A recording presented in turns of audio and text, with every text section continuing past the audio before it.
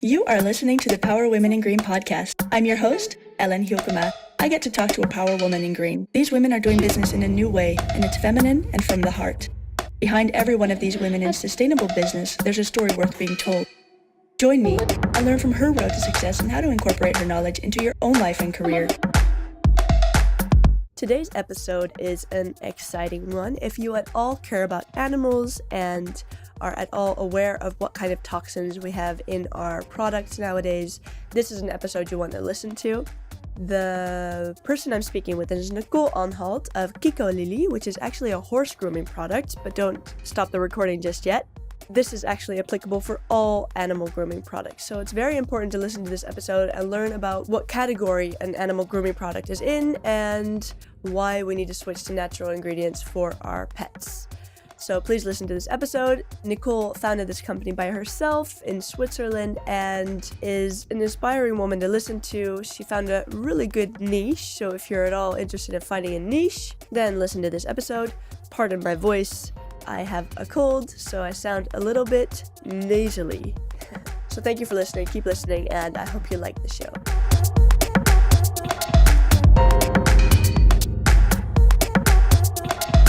Welcome to the show. Welcome. Hi, Alan. Hello, it is so great to have you. Thanks for having me. I see a zebra in the back of you, not a horse. Yes, I don't only have a passion for horses, I also love zebras. And the horses are in the stable, so I better have the zebras up on the wall. You don't want zebras in the stable, maybe too cold for them.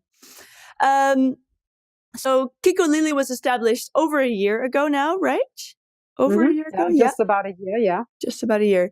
So it's actually quite interesting because you were interested in maybe starting your own skincare company and then came to the realization that you maybe could marry your love of skincare or potentially wanting to start a skincare business with your love of horses. So how is that startup doing so far? And how was that? Can you talk a little bit about the realization as well? Yes. Well, it's been like a little bit, it's been about a year and it's been kind of a bumpy ride, I have to say. I had a lot more problems than I actually thought I would have. And I've been really very fortunate because I'm working with a business coach. So she's been helping me overcome those problems and finding solutions, like finding creative solutions. And it was actually her idea that I do skincare products for horses, so to speak. And it was something that was right in front of my eyes, but I didn't think about it. So it was really great that my coach, that she pushed me into that direction. Horses are a lifelong passion of mine. So, and we have stables here at our farm.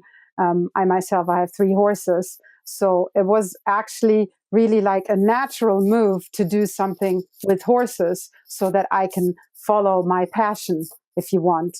And I actually noticed that there are not a lot of natural grooming products for horses on the market. There are some for dogs, because dogs is a much bigger community, there are many more people, but horses, there aren't that many. So I think I found a niche to fill with my products. So I've started with like a basic line, which is a mane spray, like a detangler, which we also need for us, but you need it for the mane and the tail. And then I have like a really great shampoo and a fly spray, like a bug repellent for summer.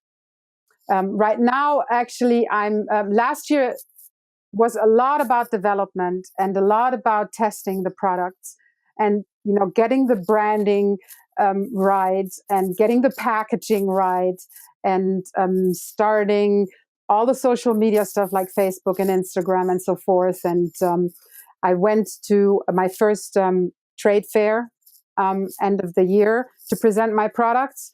And now I'm preparing for the spring, summer season to really get my products out there and get them sold. This is the year 2018. So you've laid the groundwork and now you're moving on to doing the on the field work. Yes, right. Sales. That's like really big right now. Sales, sales, sales. Nice. That's my main focus right now. Yes. And lots of trade shows. Yes, yes, yes. I've actually been really fortunate. I found another startup here in Switzerland. She lives close by, and she's on her own too. So we're gathering our strength, we're gathering our forces, and we've finalized, kind of finalized the plan of where we're going to go. So the first competition we're going to go to is Easter weekend. It's like a jumping competition. So we're going to have a stand there, and then it goes on from there. So I would say from Easter up until the end of September, we're pretty much booked out. We're going to at least 2 or 3 either trade shows or competitions like throughout Switzerland this year. Very So I'm cool. really looking forward to that. It's really cool. Yes. Yeah. So we spoke earlier, a while ago now, and you said that horse products are classified as cleaning products. And so you've done a bit of research about this. Can you talk a little bit about that, about how that's possible that a cleaning product and a horse grooming product is classified in the same way? Well, see, animals essentially are classified as things, right? So, like, for example, if I sell a horse, it's like the same thing as if I sell a computer. Okay. They're not classified in a different group. They're actually just things. Wow. And so I guess maybe it comes from that the grooming products for all animals, I mean, it doesn't matter whether it's horses, dogs, or cats, or whatever, are actually classified as chemicals. So if you say cleaning products, basically, if you think about your dishwashing detergent, it's in the same product group as a detangler for a horsetail. So, and it took me a little bit of research to find out more about that. And it's actually also a little bit complicated because on chemicals, you do not have to declare all the ingredients. You actually only have to declare the active ingredients. And that's very different to cosmetics, right? Because like whatever we want to put on our skin, all the ingredients have to be declared so that you really know what's in there. And that doesn't apply to horse grooming products. So I give you an example. For example, the fly spray, the bug repellent that I've developed, actually contains citronella oil, essential oil. And so that is actually in a chemical registry. So that product, that bug repellent, I have to register as a chemical. But, for example, my detangler for mane and tail only has extracts of coconut oil and olive oil in there and some vitamin E. And all of those ingredients are not in the chemical database. So I don't even have to register that product at all. And I don't have to declare at all the ingredients that are in there. And that's really, and I think that's really strange, right? You can buy a product and there are no ingredients on there, and you just spray it on your animal, whether dog or horse, and you have no idea what's in there. It could be the worst stuff ever, right? It could be actually harmful to them, but it's actually not controlled, really, if you want. The only products that are controlled that have really chemicals in there that are in the chemical database. And so, like, one of my missions with my brand Kikolily is that I declare all the ingredients that are in the product, whether I have to or not. So when you buy one of my products, you know what's in the bottle, and you know what you're going to spray or what you're going to put on your animal. And I think that's really important. Yeah. And how do you test your products? So is there a certain way? Do you test, for example, on your own horses, or? I'm so lucky that I live on a farm and we have the stables right here, and have my own 3 horses right here. And we have a couple of other horses in livery here. So I can test on all of them. That's really great. So I have my own focus group right here at home. So I can just hop out and spray something on them and see if it works. And, as I'm a horse lover, I have a lot of friends that have horses. So I'm working with friends and people I know that have horses and give them my product to test, actually. But the process, if you want, the testing process starts way before, because the products are actually formulated that they neither harm the animals nor the humans. that was one of the other things that I really wanted, because when I wash my horse or when I spray something on my horse, I come in contact with those substances also. So it shouldn't be harmful to me neither, right? And so the formulas are actually safe for humans and safe for animals. So we've tested them first on ourselves. So it's not animal testing, it's actually human testing, if you want. So when we thought that they'd work on us, I then tested them on the horses. And we also took a lot of other human stuff. Like, for example, you think like of the hair of black people, it's like rather rough and thick.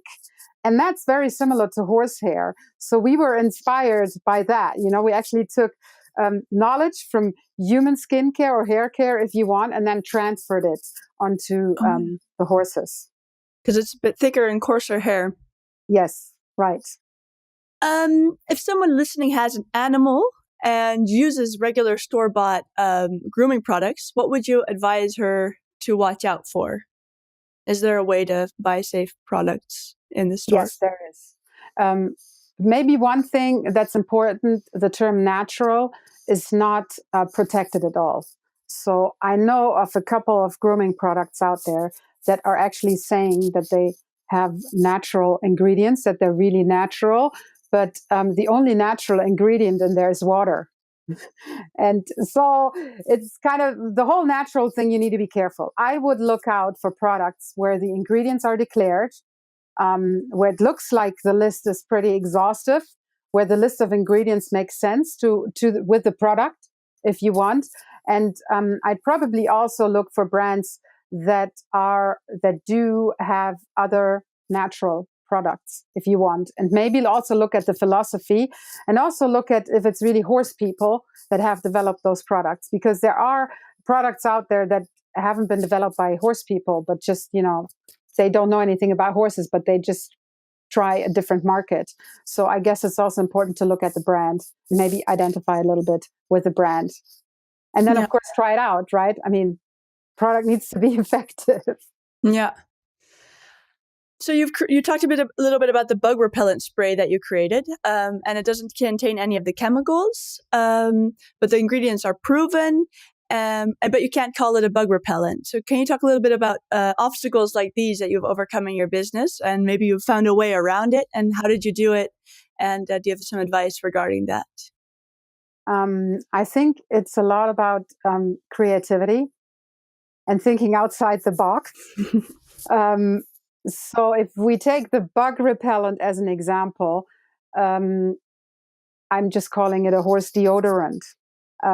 Most people that have a horse know what a deodorant does. And then you can word the text, the marketing text on the bottle. You can word it in a way that people understand that you put it on your horse so that it repels bugs. Yeah, it's about creativity, really. And you have to think further than what you think you should think, really, right? As I said, thinking about the box. And it's also about informing yourself. Informing yourself, I mean, like, really do your research. I think that's very, very important. Not just hop on one website and think, oh, I've read it there, so it's fine. But then ask again, research again, look for it, and also probably search the help of experts. Like, for example, that's also what I did with a bug repellent. I mean, I researched all the information, I read everything about it, and I kind of knew everything about it. But then I found companies that help you in registering your products. And that was really what what was like the next step, what I had to do. And they helped me register the product and everything, which I probably would not have known how to do on my own. So, as I said, research, inform yourself, ask questions, don't give up, ask again. And then if you don't get further, I think get the help of an expert and maybe pay a little money for it. But I think it pays off in the end if you've done everything right. I think that's one of the things that was really important for me. I didn't want to do anything half-baked. I wanted to do the things correctly so that when I approach a retailer, all my products are registered and, I'm able to sell them without then somebody getting at me afterwards and saying, well, what are you selling? I mean, you're not even registered or whatever. So that was really important to me, getting things right. If someone listening, particularly someone in Europe, is interested in tapping into the animal market, what advice would you give her with the experience you have now? I think the animal market is still a niche because everybody thinks about skincare for humans, but who thinks about skincare or natural cosmetics for animals? Not a lot of people.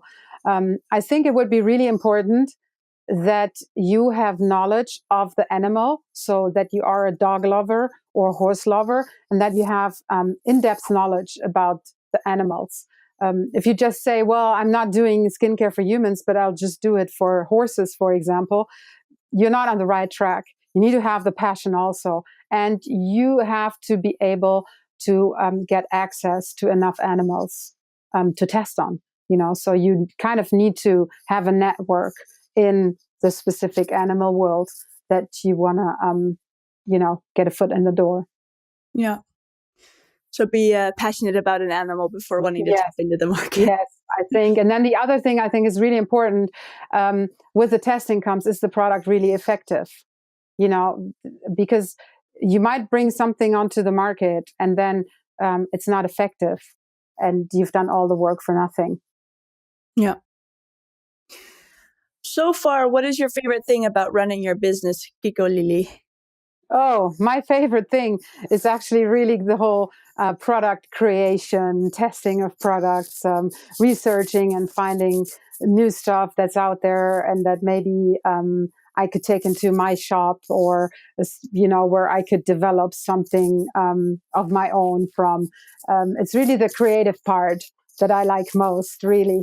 All the administration is not that much fun. I mean, I know how to do it, but it's really not that much fun. So it's really, all the creative part about getting the products together and finding the packaging, testing it out on the horses, talking to people about it. I think that's also one thing that I like a lot, is when I can talk to people about my business and about what I'm doing, so that they can feel what I'm all about and what my products are all about.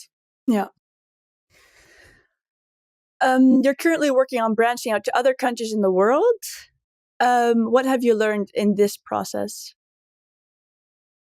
I am pretty lucky that I have a lot of contacts all around the world. Before I've started my business, I've worked in a lot of different countries, and so I have quite a big network. So I was able to send products to people for testing in other countries, and I thought that was also really important. Like, let's say, for example, the bug repellent. Does it not only work on Swiss bugs, but does it also work on the flies in Dubai, or does it work on the gnats in the US, or does it work in Germany? I mean, I don't know, climates are differently and everything. So I thought that was important for me. But what I'm struggling with is the fact that I'm not there. Like, I'm not in the US, so I cannot talk to people directly. And it's very hard, like, who am I going to distribute with? Finding a distributor. And I think that goes back to that I'm not over there. So I'm relying right now on people that are over there. But of course, they have other stuff to do. Kikolily is not their main interest. And with all that, for me, also goes the whole trust issue. I mean, let's say, for example, I find a distributor in the US. Can they not just take my formula, right, and then recreate my product and resell it under their own name? That is my struggle, really. Like, who am I going to trust? First of all, how am I going to find the people, and who am I going to trust? Yeah. Yeah, complicated. Yes. Pretty much.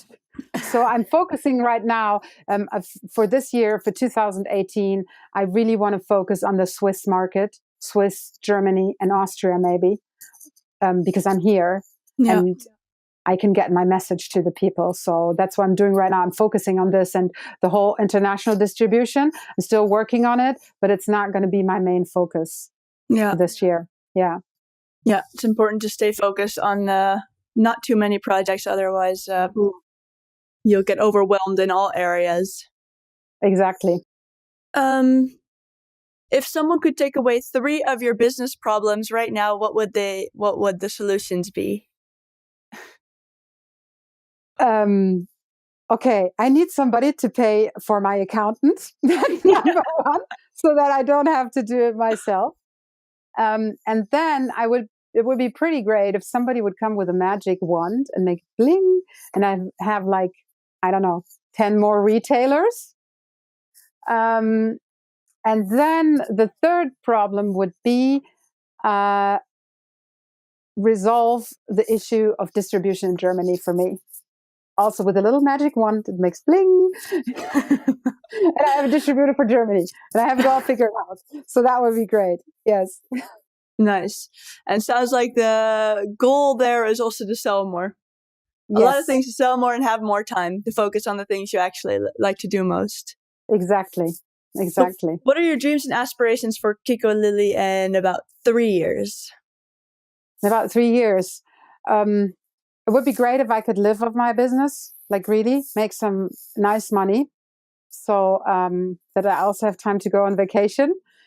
That and then that Kikolily would be a known brand name in the equestrian world, so that when people hear Kikolily or they see my bottle, they know what it's about. They understand the concept not only of being natural, but being cruelty free and being ecological, because my products also don't harm the environment, and that was really important to me too. I think those are the 2 things that are most important to me right now. Yes. And maybe there's some piece of advice you've gotten from a mentor or someone in the past that you live by in your life and or business. Is there something like that? And could you share it with us what it is? I think I mostly live up to the stuff that I put in my head myself. Of course, you read a lot of things, a lot of quotes, and a lot of advice and everything. Um, and I think you need to take what applies to you, like in the moment, for the specific situation you find yourself and for the specific problems that you have right now. And it's more, for me, it's more like that. And it's somehow funny. You get into a situation where you're trying to figure a way out, and all of a sudden, somebody sends you a little story, or somebody sends you a quote, and it's actually exactly the quote that you need right in the moment to give you a boost. Yeah. For me personally, one of the most important things for me is if you want an advice, be patient, because I'm not a very patient person. And then the other thing would be, don't take things too personally. Uh, just to give you an example, like somebody unsubscribed from my mailing list, and I take it really personally, and I'm like, why did this person unsubscribe? I actually thought that this person wants to read the stuff that I'm sending here, and so it would be really, don't take things too personally. That would be something I need to put up on my wall. Yeah, good one. And is there anything you are grateful for right now in life or business? I'm grateful for my living situation. As I said earlier, that I have the horses here, and we have 2 dogs and 2 cats. So we have quite a nice life here on the farm, and I can't wait for spring so that we can be outside more. And I'm also very thankful for the fact that I don't have to go into the office every day. That I don't have to put on a business suit, and that I don't have to put on high heels and just butter up to some bosses, and then they don't want to hear what you have to say anyways. And then you go home frustrated in the evening. So I'm really grateful that I can be at home and working on my business and doing things that I like to do. Yeah. And wearing Kikolily sweatshirts. Right, wearing a Kikolily sweater. Very cool. Is there anything else you would like to add for our listeners? I thought about that, and I think the one most important thing is that you dare to put yourself out there. that you stop thinking about all the things that you cannot do, but that you start thinking about the things that you can do. And as I said, put yourself out there. And I mean, by that, I mean, go talk to people, talk to them about what you want to do, make videos and put them online. That was a big challenge for me too, the first video I did. But then it gets easier, and once you start really putting yourself out there, and just being committed to what you want to do, I think things start happening, really. But that's, for me, that's the biggest thing. Dare to put yourself out there. Yeah. Yes. Very powerful. Thank you for sharing that. Thank you so much for sharing all of your adventures over the last year with us, all the research you've done and the amazing product you've created, products. And you've tapped into a market that's not really tapped into very much in a way that you are doing it. And I think it's really important, and I'm very grateful that you're doing it. And I hope people will be inspired to be more mindful of what they put on their animals. And I hope someone will be inspired to do the same, maybe for dogs or other animals as well. So thank you so much for doing what you do, and you're doing amazing work. I'm so happy you had the time to come on the show with us. Thanks so much, Ellen. Thanks for having me. And I'm really glad that this is my first podcast ever. And I'm glad it went so well. And I'm really glad that you invited me and that I could share what I'm doing with you and with your listeners. Thank you. Thank you. Bye.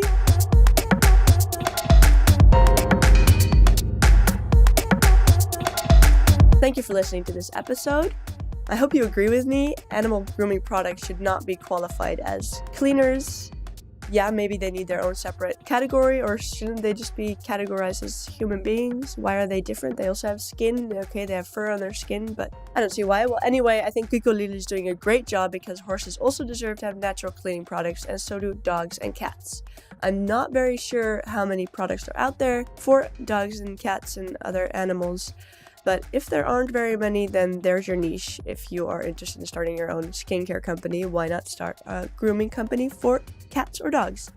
If you like this episode and you want to hear more, then please subscribe to my channel on iTunes and also leave a review and let me know what you think of the episode, because I love hearing from you and I want other people to know that people like my show too.